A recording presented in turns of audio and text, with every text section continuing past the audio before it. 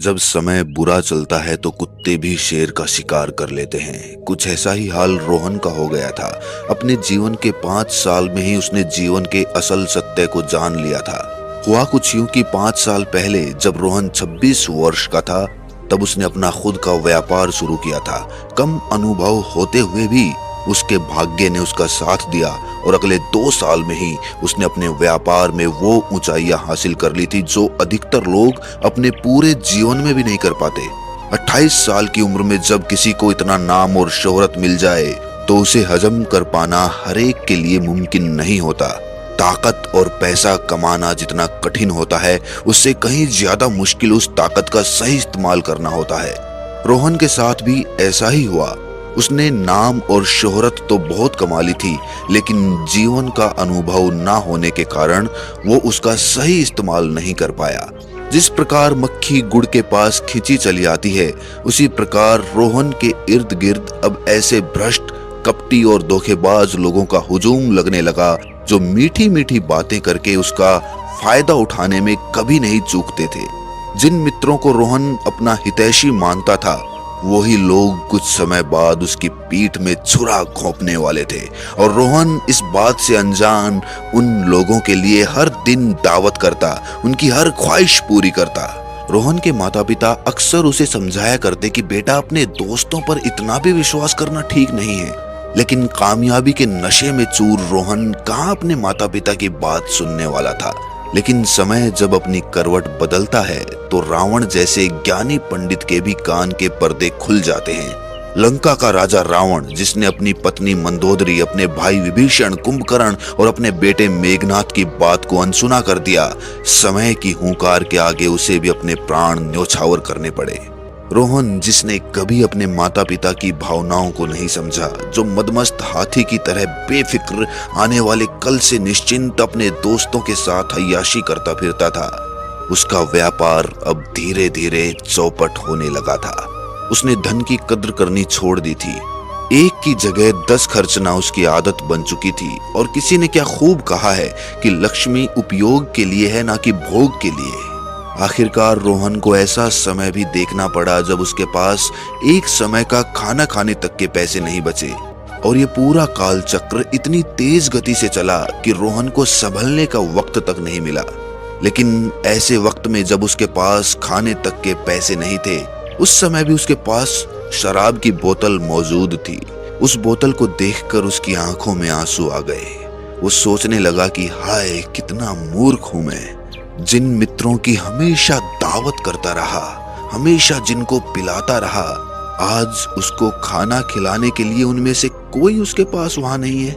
रोहन ने अपना फोन उठाया और उन मित्रों को एक एक करके कॉल लगानी शुरू की। सबसे पहला दोस्त, जिसे वो सबसे करीबी मानता था, अपने भाई की तरह उसकी हर इच्छा पूरी करता था। आखिरकार बहुत देर तक रिंग जाने के बाद जब उसने कॉल उठाया तो रोहन ने अपना दुखड़ा गाना शुरू कर दिया। लेकिन रोहन के उस दोस्त ने ये कहकर फोन काट दिया कि वो अभी किसी के साथ बिजी है, थोड़ी देर बाद बात करेगा। रोहन इंतजार करता रहा, लेकिन उसके सबसे विश्वसनीय दोस्त का फोन नहीं आया। जब यही मदद नहीं कर रहा तो दूसरा कौन करेगा? अब रोहन को एहसास हो रहा था कि ये सब सिर्फ उसके पैसे के कारण उसके दोस्त बने थे। अब जब वो कंगाल हो गया था तो उसके दोस्त भी उसे अकेला छोड़कर जा चुके थे।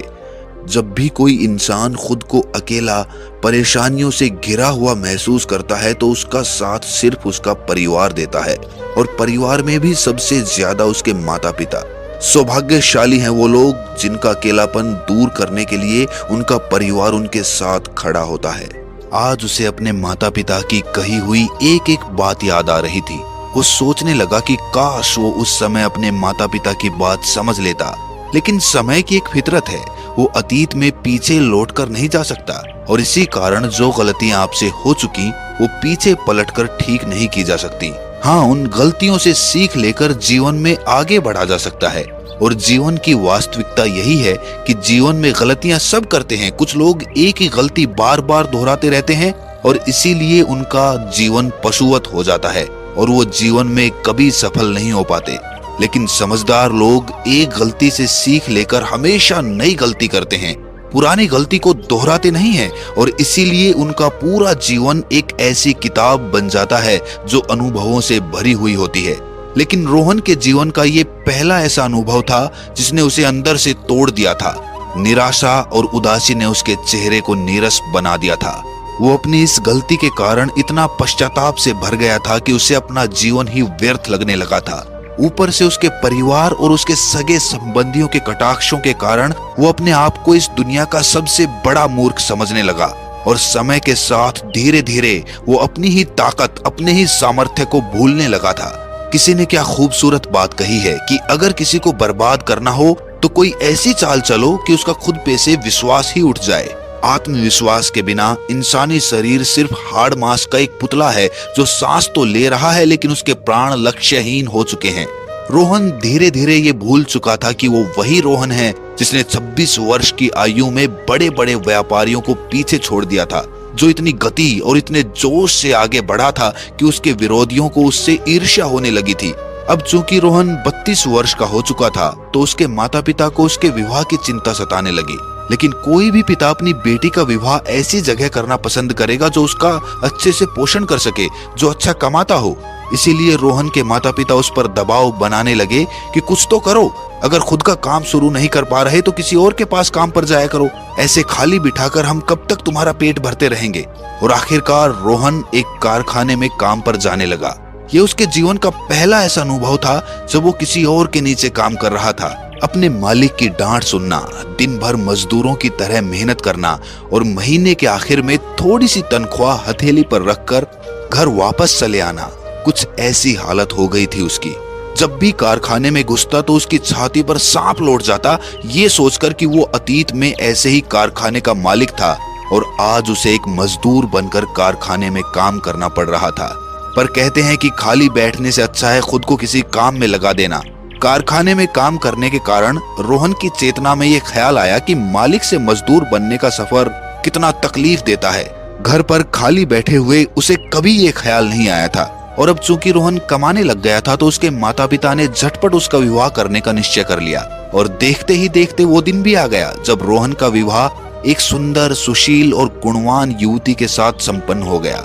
युवती धनवान तो नहीं थी, लेकिन विवाह के धन से ज्यादा आवश्यक चरित्र होता है और रोहन की पत्नी एक चरित्रवान और विवेकशील महिला थी। उसे ये समझने में ज्यादा समय नहीं लगा कि रोहन एक प्रतिभावान लड़का है और जब उसे उसके जीवन की सच्चाई पता चली तो वो समझ गई कि नादानी के कारण ही उसने खुद के जीवन को बर्बाद कर लिया था। उसे मालूम था कि अगर किसी तरह रोहन का आत्मविश्वास वापस लौट आए तो उसे सफल होने से कोई नहीं रोक सकता।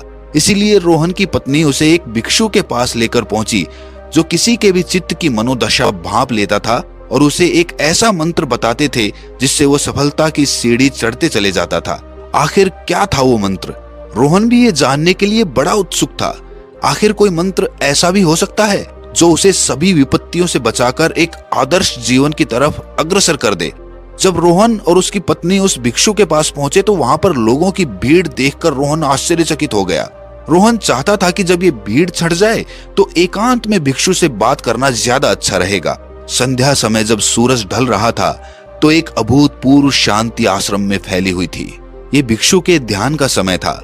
सारी भीड़ वहां से छट चुकी थी, लेकिन रोहन आश्रम के बाहर अपनी आंखों में एक उम्मीद लिए भिक्षु के ध्यान से बाहर आने की प्रतीक्षा कर रहा था। आखिरकार भिक्षु ने अपनी आंखें खोली और रोहन को अपने पास बुलाकर उसकी समस्या पूछी। रोहन ने अपनी पूरी जीवन कथा सुना दी और आखिर में उसने पूछा कि उससे क्या गलतियां हुई जिससे उसका जीवन इस मोड़ पर पहुंच गया और कैसे वो अपना आत्मविश्वास वापस पा सकता है और उसे किन बातों का ध्यान रखना होगा ताकि भविष्य में उसे ऐसे दिन कभी ना देखने पड़े। भिक्षु ने सारी बातें बड़े ध्यान पूर्वक सुनी और उसके बाद सारे सवालों को अलग अलग करके समझाना शुरू किया। उन्होंने कहा कि सबसे पहले जो तुमने गलतियां की मैं उनका उल्लेख करता हूँ और आखिर में मैं तुम्हें एक ऐसा मंत्र दूंगा जिससे तुम मनचाही सफलता हासिल कर सकते हो। सबसे पहले तुमने ये समझा कि जो सफलता तुमने अपने व्यापार में प्राप्त की तुम्हें लगा कि ये हमेशा तुम्हारे साथ रहेगी, इसीलिए तुमने अपने काम पर ध्यान देना ही बंद कर दिया। पर समझने वाली बात यह है कि परिवर्तन प्रकृति का नियम है। जो सफलता तुम्हें मिली प्रकृति के नियम के अनुसार वो सफलता वापस भी जा सकती है या फिर तुम और भी ज्यादा सफल हो सकते थे। अगर तुम सतत ईमानदारी के साथ अपने कार्य में रत रहते तो तुम और ऊंचाइयां हासिल करते, पर तुम्हें लगा कि ये सफलता हमेशा यही रहने वाली है और ये तुम्हारी सबसे पहली गलती थी। दूसरी गलती ये थी कि तुमने अपने आसपास ऐसे लोगों को रखा जो तुम्हारा फायदा उठाने के लिए हमेशा तुम्हारी खुशामद करते रहते थे। उनमें से कोई तुम्हारे काम की ठीक ठीक समीक्षा करने वाला था ही नहीं, इसीलिए तुम अपने कर्तव्य से भटक गए, जिसका खामियाजा तुम अभी तक भुगत रहे हो। तीसरी गलती ये थी कि तुमने अपने माता पिता की चेतावनी को नजरअंदाज कर दिया। ये समझो कि तुम्हारे पास अगर 30 वर्ष का अनुभव है तो उनके पास 60 से 70 वर्ष का अनुभव है। तुमसे ज्यादा गलतियां उन्होंने अपने जीवन में की होंगी, इसीलिए तुमसे ज्यादा सीख उन्होंने प्राप्त की है। वो चाहते हैं कि जो गलतियां उन्होंने की या समाज में देखी वो तुम ना करो। अगर तुमने उनकी बात को सुनकर उस पर चिंतन किया होता तो आज ये दिन ना देखना पड़ता। भले ही तुम जो वो बोलते हैं वैसा ना करो, पर कम से कम उनकी बातों पर विचार तो करो, फिर जो तुम्हें ठीक लगे वैसा करो। ये 3 सबसे बड़ी गलतियां थी तुम्हारे जीवन की। और जब तुम्हारा व्यापार चौपट हुआ तो लोगों ने तुम्हारा मजाक उड़ाया, तंज कसे, तुम्हें मूर्ख बताया और तुमने उनकी बात को गंभीरता से ले लिया और इसीलिए तुम्हारा आत्मविश्वास भी गिरता चला गया। हमेशा याद रखना, ये समाज हमेशा उठने वाले को नीचे लाने की कोशिश करेगा, क्योंकि वो कभी नहीं चाहेगा कि उनके बीच में से कोई व्यक्ति उनसे ऊपर उठकर चला जाए। उस समय अगर कोई भी इंसान ऐसा मिल जाता जो तुम्हें तुम्हारी ताकत का एहसास करा देता तो तुम दोबारा सफल हो सकते थे। याद रखना, जिस प्रकार कांटों के बिना फूल नहीं खिल सकते, उसी प्रकार गलतियों के बिना जीवन नहीं संवर सकता। इसीलिए पश्चाताप करने की जगह उन गलतियों से सीख लेकर आगे बढ़ो। तुम्हें सफल होने के लिए जीवन भर इन बातों का ध्यान रखना होगा। सबसे पहली, जो लोग तुम्हारी खुशामद करते हैं सबसे पहले उन्हें दूर कर दो, और जो लोग तुम्हारी कमियां या फिर तुम्हारे काम की ठीक ठीक समीक्षा करते हो उन्हें अपने करीब रखो।